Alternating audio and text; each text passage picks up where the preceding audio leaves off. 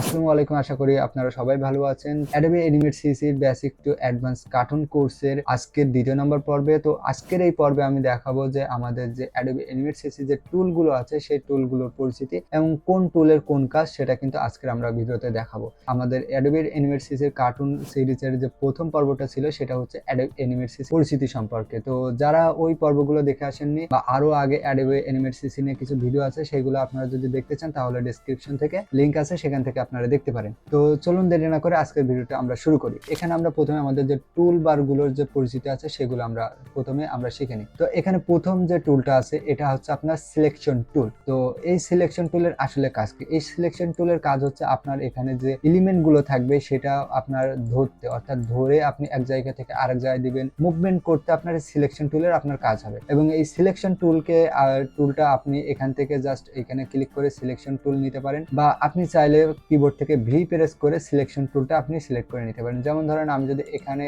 ধরুন রাখলাম ল্যাসো টুলের এখানে, এখন আমার লাগবে হচ্ছে আপনার সিলেকশন টুল। তো এর জন্য আমি কিবোর্ড থেকে ভি যদি প্রেস করি তাহলে দেখুন এখান থেকে আমাদের সিলেকশন টুলটা আছে সেটা কিন্তু সিলেক্ট হয়ে গেল। আমি আবারও এখানে দেখুন আমি ল্যাসো টুলে সিলেক্ট করে রেখেছি। এখন আমি যদি কিবোর্ড থেকে ভি চাপ দিই তাহলে দেখুন এখান থেকে অটোমেটিক আমার যে সিলেকশন টুলটা আছে সেটা কিন্তু সিলেক্ট হয়ে গেল। তো এটার কাজ আমি যদি এখন একটু দেখাই, আমি জাস্ট যে কোনো একটা ফটো ধরেন আমি এখান থেকে নিয়ে আসি, নিয়ে আসার পর এটার কাজ হচ্ছে এই যে এখান থেকে একটা একটা করে সরানো। সিলেকশন টুলের কাজ হচ্ছে আমার ফাইলটাকে সরানো। আমার যে এখানে যে আমি ফাইলগুলো দিব বা যে ছবিটা দিব বা ক্যারেক্টারটা দিব সেটা হচ্ছে এক জায়গা থেকে আরেক জায়গায় সরানোর কাজ হচ্ছে আমার সিলেকশন টুলের। তারপরে এখানে দেখতে পাচ্ছেন যে আমাদের হচ্ছে ফ্রি ট্রান্সফার টুল। তো এই ফ্রি ফর্ম ট্রান্সফার টুলটা আসলে কি? তো এখানে আমার যে ছবিটা আছে, ঠিক আছে, এই ছবিটা আমি ধরুন ছোট করব। এখন আমি যদি এই সিলেকশন টুল দিই আমি যদি ছোট করতে চাই তাহলে কিন্তু আমি ছোট করতে কোনো পাশ থেকে আমি কিন্তু এই ছবিটা আমি ছোট করতে পারছি না। তো এই ছোট করার জন্য জাস্ট আমাদের যে সিলেকশন যে টুলটা আছে এই সিলেকশন টুলের প্রয়োজন হয়। তো সিলেকশন টুলটা আমি যখন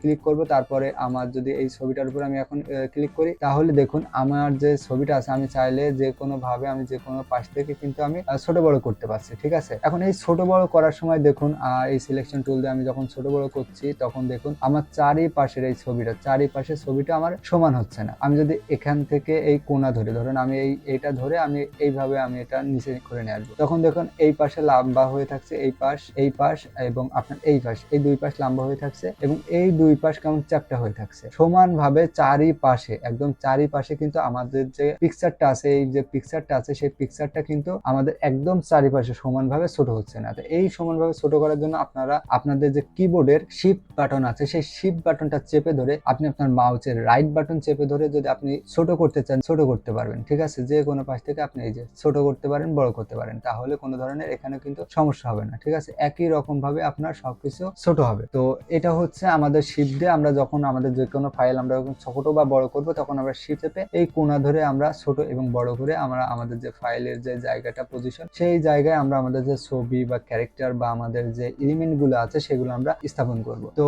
এটাও গেল আমাদের যে ফ্রি ট্রান্সফর্ম টুলের যে এটা আছে সেটা। তো এই যে ফ্রি ফর্ম টুলের যে শর্টকাটটা আছে সেটা হচ্ছে আপনার কিউ। তো এখানে ধরুন আমি ল্যাসো টুলে ক্লিক করে আছি, তো আমার এখন ধরুন আমি এখানে ল্যাসো টুলের কাজ করছি, ঠিক আছে। কিন্তু আমার এখন ল্যাসো টুল লাগবে না, আমার লাগবে ধরুন এই যে ফ্রি ট্রান্সফার টুলটা আমার লাগবে। তো এটা যদি আমি সহজে নিয়ে আসতে চাই তাহলে আমার কি করতে হবে, কিবোর্ডের কিউ চাপ দিলে আমার এখান থেকে সহজে কিন্তু আমার যে ফ্রি ট্রান্সফার যে টুলটা আছে সেটা কিন্তু সিলেক্ট হয়ে যাবে। তো এরপর দেখুন আমাদের এখানে আছে ল্যাসো টুল, এখানে দেখতে পাচ্ছেন ল্যাসো টুল। এটার ভিতরে আরো অনেক কিছু রয়েছে, ম্যাজিক উইন, তারপরে প্লাইগন, তারপরে ল্যাসো টুল। তো এটাতে জাস্ট আমরা কি করতে পারি, আমরা এইভাবে ধরে আমরা আমাদের মতো একটু আঁকুবুকু করে আমরা সিলেকশন করতে পারি, ঠিক আছে। আমাদের যে সিলেকশনটা আছে সেটা আমরা জাস্ট এটা সিলেকশন করতে পারি। এটা আমরা আরো বিস্তারিত জানবো যখন আমরা কার্টুন ভিডিওটা আমরা তৈরি করা শুরু করব। তো এরপর দেখুন এখানে রয়েছে আমাদের ব্রাশ টুল। তো ব্রাশ টুলের কাজ হচ্ছে আঁকিবুকি করা। তো এখান থেকে চাইলে ব্রাশের যে কোনো রং নিতে পারেন, নিয়ে আপনি ব্রাশের এটা আঁকিবুকি করে দিতে পারেন। তো ব্রাশ টুল দিয়ে জাস্ট আমরা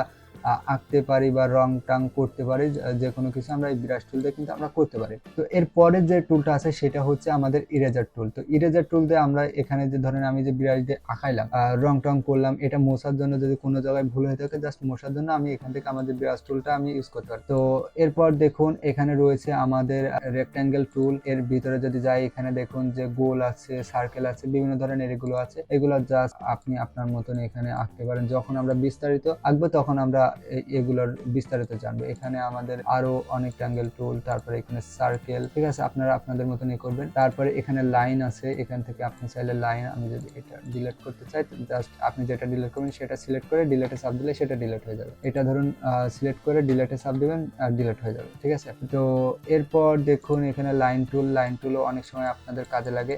অনেক সময় যেমন আমরা আই ব্লিঙ্কের কাজ করি, যখন চোখের পলক ফেলানোর কাজ করি, তখন বেশিরভাগ সময় আমাদের এই লাইন টুলটা কাজে হয়। বিশেষ করে আমি যখন আমার যে চোখের যে পলক ফেলানোর যে কাজটা করি, তখন আমার এই লাইন টুলটা সবচেয়ে বেশি কাজে লাগে। তো তারপরে এখানে দেখতে পাচ্ছেন আপনার পেন টুল দিয়ে এখান থেকে আমরা ক্যারেক্টার আঁকানোর জন্য আমরা পেন টুল ইউজ করতে পারি, ব্যাকগ্রাউন্ড ডিজাইনের জন্য আমরা পেন টুল ইউজ করতে পারি। দেখুন আমি এখান থেকে পেন টুল ইউজ করছি, ঠিক আছে।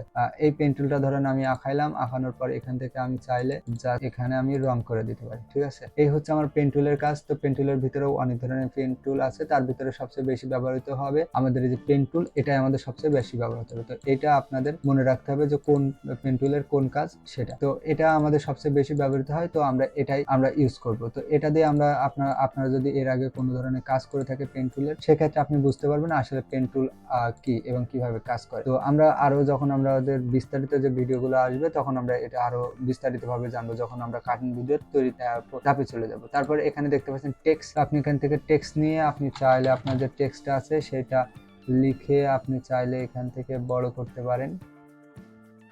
তো আপনি চাইলে আপনার যে টেক্সট আছে সেটা আপনি এখান থেকে লিখে নিতে পারেন। আপনার ভিডিওতে যদি আপনি কোনো ধরনের টেক্সট দিতে চান, সেটা আপনি এখান থেকে পারবেন। তো তারপরে এখানে দেখতে পাচ্ছেন আপনার হচ্ছে রঙের যে এটা আছে, সেটা জাস্ট আপনি এখান থেকে রংটা সিলেক্ট করলেন, রঙের যে বালতিটা ওটা সিলেক্ট করে জাস্ট আপনি যেখানে রং করতে যাচ্ছেন যে রং, সেটা ওখানে ফেলে দিবেন। জাস্ট একটা করে ক্লিক করবেন, দেখবেন আপনার যে রংটা আছে সেটা কিন্তু সেখানে হয়ে যাবে। এটা দেখতে পাচ্ছেন, এটা হচ্ছে আপনার রঙের সিম্পল। যদি আমি এখান থেকে এই সবুজ রং সিলেক্ট করার পর আমি যদি এখানে বাস্কেটে এসে এটা সিলেক্ট দিই, তাহলে হবে। অর্থাৎ এটা আপনার রং পিক আপ করতে আপনার সাহায্য করে, ঠিক আছে। তারপর এখানে পিন, এটা আমাদের খুব বেশি লাগে না। তারপরে এখানে হ্যান্ডটাও খুব বেশি লাগে না, যেহেতু আমরা আমাদের যে স্পেস বাটন আছে, আমরা যদি এখানে সিলেকশন টুল সিলেক্ট করে আমরা স্পেস বাটন দিয়ে আমরা এটা কাজ চালিয়ে নেব, কারণ বারবার আমাদের এখানে হ্যান্ড টুলে এসে আমাদের ক্লিক করতে হবে। এটা করার থেকে জাস্ট আমাদের হচ্ছে স্পেস বাটন চেপে ধরে আমরা এভাবে আমাদের যে কাজটা আছে সেগুলো করে ফেলতে পারি। তারপর এখানে দেখতে পাচ্ছেন 3 আরো। তো এখানে যে অনেক এর ভিতরে আরো অনেক কিছু আছে। যারা বোন টুল দিয়ে আপনার যে মুভমেন্টটা করতে চান, এখানে দেখতে পাচ্ছেন যে সেই বোন টুল আছে। তো বোন টুলের থেকে আপনি যদি ফ্রেম বাই ফ্রেম বা আপনি যদি ক্লাসিক টুইন দিয়ে আপনার যে ক্যারেক্টার মুভমেন্টটা আছে সেটা করতে চান, সেক্ষেত্রে আরো সহজ হয়। তো এখানে যেগুলো আছে খুব বেশি আমাদের লাগে না, এটা আপনার অনেক সময় লাগতে পারে পেইন্ট ব্রাশ। যখন আপনি আপনার যে অ্যাডোবি অ্যানিমেট সিসিতে ব্যাকগ্রাউন্ড তৈরি করবেন, তখন এটা অনেক সময় লাগে। তো এরপর এখানে আমাদের যে রঙের যে এটা আছে, সেটা এখানে আমি যে কোনো রং নিতে পারি। তার নিচে রয়েছে, দেখুন এখানে তার নিচে এখানে রয়েছে হচ্ছে আপনার স্টোক, ঠিক আছে। এটা স্টোক কালার, তো স্টোক কালার ব্ল্যাকই থাক। তারপর এখানে আপনার ইচ্ছা মতন যে কোনো একটা কালার আপনি রেখে দিয়ে আপনি আপনার যে কাজটা আছে সেটা করে নিতে পারেন। তো এটাই ছিল আমাদের টুলবারের বেসিক পরিচিতি। তো আমরা যখন কার্টুন ভিডিও তৈরি করব, তখন এই টুলবারের প্রতিটা জিনিস আমরা আরো বিস্তারিত ভাবে জানবো। কারণ এখানে দেখতে পাচ্ছেন প্রতিটা টুলই আমাদের অনেক গুরুত্বপূর্ণ। প্রতিটা টুল ছাড়া কিন্তু আমরা কার্টুন ভিডিও তৈরি করতে পারবো না। তো এই ক্লাসটা যদি আপনারা মনোযোগ সহকারে দেখে থাকেন, তাহলে পরবর্তী ক্লাসে আপনার আরো বুঝতে ভালো হবে, এবং আপনারা যখন কার্টুন ভিডিও তৈরি করতে যাবেন, তখন দেখবেন আপনাদের কোনো ধরনের সমস্যা হচ্ছে না, সবকিছু ইজিভাবে আপনি পাচ্ছেন। তো পরবর্তী ক্লাসে আমরা দেখাবো যে কিভাবে আমরা আমাদের এই যে টাইম লাইন আছে, এই টাইম লাইনটা আমরা ম্যানেজ করতে পারি। টাইম লাইনে কি আছে A to Z আমরা টাইম লাইন সম্পর্কে আমরা পরিচিত হয়ে নিব। তো সবাই ভালো থাকবেন, সুস্থ থাকবেন, খোদা হাফেজ।